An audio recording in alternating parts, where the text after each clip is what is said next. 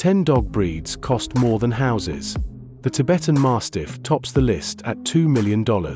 Next is the Samoyed, fetching $1.5 million. The Chow Chow follows closely at $1.4 million. The Rottweiler is valued at $1.2 million. The French Bulldog fetches $1.1 million. The Akita is worth $1 million. The English Bulldog costs $900,000. The Pharaoh Hound is valued at $800,000. Finally, the Dogo Argentino rounds out at $600,000.